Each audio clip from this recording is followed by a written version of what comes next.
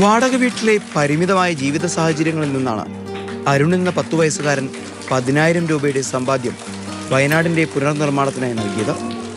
ചെറുപ്രായത്തിൽ തന്നെ അമ്മയെ നഷ്ടപ്പെട്ട അരുൺ അച്ഛൻ ബിജുവിനോടൊപ്പമാണ് താമസം.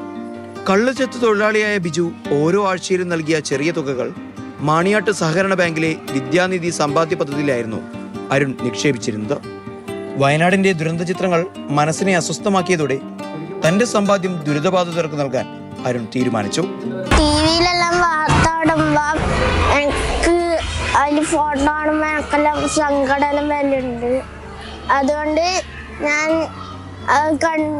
കണ്ട് അച്ഛനോട് പറഞ്ഞപ്പം അച്ഛൻ അതിന് പൈസ കൊടുത്തോട്ടെ ചോദിച്ചപ്പം അച്ഛൻ പറഞ്ഞു കൊടുത്തോന്ന്.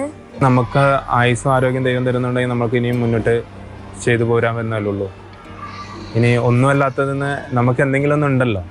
സ്കൂൾ PTA പ്രസിഡന്റ് ശ്രീജിത്ത് PVയുടെ അധ്യക്ഷതയിൽ നടന്ന ചടങ്ങിൽ ചലച്ചിത്രതാരവും പടന്ന ഗ്രാമപഞ്ചായത്ത് മെമ്പറുമായ PP കുഞ്ഞികൃഷ്ണൻ മാസ്റ്റർ സംഭാവന ഏറ്റുവാങ്ങി.